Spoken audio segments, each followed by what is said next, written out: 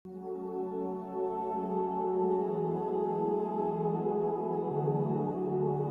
بادشاہ نے کہا کہ میں نے خواب دیکھا ہے، دیکھتا کیا ہوں کہ 7 موٹی گائیں ہیں جن کو 7 دبلی گائیں کھا رہی ہیں، اور 7 خوشے سبز ہیں اور 7 خشک۔ اے درباریو، اگر تم خوابوں کی تعبیر دے سکتے ہو تو مجھے میرے خواب کی تعبیر بتاؤ۔ انہوں نے کہا، یہ خواب تو پریشان خیالی سے ہیں اور ہمیں ایسے خوابوں کی تعبیر نہیں آتی۔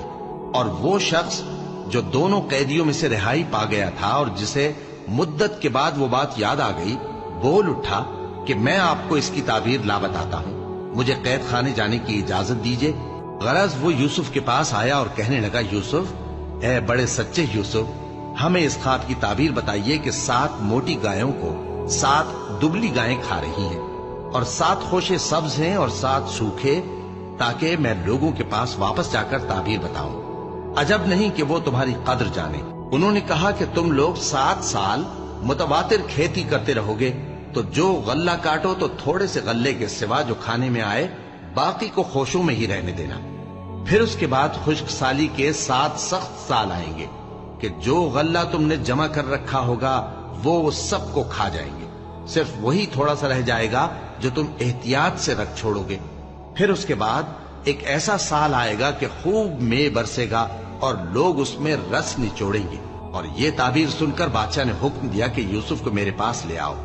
سو جب قاصد ان کے پاس گیا تو انہوں نے کہا کہ اپنے آقا کے پاس واپس جاؤ اور اس سے پوچھو کہ ان عورتوں کا کیا حال ہے جنہوں نے اپنے ہاتھ کاٹ لیے تھے، بے شک میرا پروردگار ان کے فریب سے خوب واقف ہے۔ بادشاہ نے عورتوں سے پوچھا کہ تمہارا کیا قصہ تھا جب تم نے یوسف کو اپنی طرف مائل کرنا چاہا؟ سب بول اٹھیں کہ اللہ پاک ہے، ہم نے اس میں کوئی برائی معلوم نہیں کی۔ عزیز کی بیوی نے کہا، اب سچی بات تو ظاہر ہو ہی گئی ہے، اصل یہ ہے کہ میں نے اس کو اپنی طرف مائل کرنا چاہا تھا اور وہ بے شک سچا ہے۔ یوسف نے کہا کہ میں نے یہ بات اس لیے پوچھی ہے کہ عزیز کو یقین ہو جائے کہ میں نے اس کی پیٹھ پیچھے اس کی امانت میں خیانت نہیں کی، اور اللہ خیانت کرنے والوں کی چال کو چلنے نہیں دیتا۔ اور میں اپنے آپ کو پاک صاف نہیں کہتا، کیونکہ نفس امارہ انسان کو برائی ہی سکھاتا رہتا ہے، مگر یہ کہ میرا پروردگار رحم فرمائے، بے شک میرا پروردگار بخشنے والا ہے، مہربان ہے۔ اور بادشاہ نے حکم دیا کہ اسے میرے پاس لاؤ، میں اسے اپنا مصاحب خاص بناؤں گا۔ پھر جب ان سے گفتگو کی تو کہا کہ آج سے تم ہمارے ہاں صاحب منزلت ہو اور صاحب اعتبار ہو۔ یوسف نے کہا، مجھے زرعی پیداوار پر مقرر کر دیجئے، کیونکہ میں حفاظت بھی کر سکتا ہوں اور اس کام سے واقف بھی ہوں۔ اس طرح ہم نے یوسف کو ملک مصر میں جگہ دی اور وہ اس ملک میں جہاں چاہتے تھے رہتے تھے۔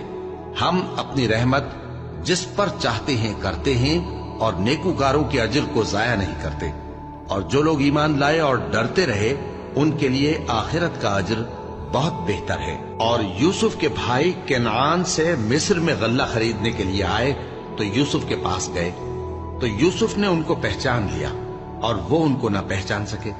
اور جب یوسف نے ان کے لیے ان کا سامان تیار کر دیا تو کہا کہ پھر آنا تو جو باپ کی طرف سے تمہارا ایک اور بھائی ہے اسے بھی میرے پاس لیتے آنا۔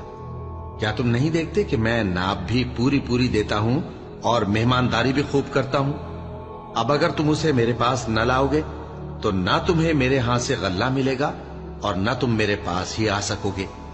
انہوں نے کہا کہ ہم اس کے بارے میں اس کے والد کو پھسلائیں گے اور ہم یہ کام کر کے رہیں گے۔ اور یوسف نے اپنے خدام سے کہا کہ ان کا سرمایہ یعنی غلے کی قیمت ان کے سامان میں رکھ دو۔ عجب نہیں کہ جب یہ اپنے اہل و عیال میں جائیں تو اسے پہچان لیں، اور عجب نہیں کہ یہ پھر یہاں آئیں۔ بس جب وہ اپنے والد کے پاس واپس گئے تو کہنے لگے کہ ابا، ہمارے لیے غلے کی بندش کر دی گئی ہے، تو ہمارے ساتھ ہمارے بھائی کو بھیج دیجئے تاکہ ہم پھر غلہ لائیں اور ہم اس کے نگہبان ہیں۔ یعقوب نے کہا کہ میں اس کے بارے میں تمہارا اعتبار نہیں کرتا، مگر ویسا ہی جیسا پہلے اس کے بھائی کے بارے میں کیا تھا، سو اللہ ہی بہتر نگہبان ہے اور وہ سب سے زیادہ رحم کرنے والا ہے۔ اور جب انہوں نے اپنا اسباب کھولا تو دیکھا کہ ان کا سرمایہ واپس کر دیا گیا ہے۔ کہنے لگے، ابا، ہمیں اور کیا چاہیے؟ دیکھیے یہ ہماری پونجی بھی ہمیں واپس کر دی گئی ہے، اور ہم اپنے اہل و عیال کے لیے پھر غلہ لائیں گے اور اپنے بھائی کی نگہبانی کریں گے، اور ایک بار شتر زیادہ لائیں گے کہ یہ غلہ جو ہم لائے ہیں تھوڑا ہے۔ یعقوب نے کہا کہ جب تک تم اللہ کا عہد نہ دو کہ اس کو میرے پاس صحیح و سالم لے آؤ گے، میں اسے ہرگز تمہارے ساتھ نہیں بھیجنے کا، مگر یہ کہ تم گھیر لیے جاؤ یعنی بے بس ہو جاؤ تو مجبوری ہے۔ پس جب انہوں نے والد کو اپنا قول دیا تو یعقوب نے کہا کہ جو قول و قرار ہم کر رہے ہیں اس کا اللہ ضامن ہے، اور فرمایا کہ اے میرے بیٹو، ایک ہی دروازے سے داخل نہ ہونا بلکہ جدا جدا دروازوں سے داخل ہونا، اور میں اللہ کی تقدیر کو تو تم سے روک نہیں سکتا۔ بے شک حکم اللہ ہی کا ہے، میں اسی پر بھروسہ رکھتا ہوں، اور اہل توکل کو اسی پر بھروسہ رکھنا چاہیے۔ اور جب وہ ان مقامات سے داخل ہوئے جہاں جہاں سے داخل ہونے کے لیے ان کے والد نے ان سے کہا تھا، تو وہ تدبیر اللہ کے حکم کو ذرا بھی ٹال نہیں سکتی تھی۔ ہاں، وہ یعقوب کے دل کی خواہش تھی جو انہوں نے پوری کی تھی، اور بے شک وہ صاحب علم تھے، کیونکہ ہم نے ان کو علم سکھایا تھا، لیکن اکثر لوگ نہیں جانتے۔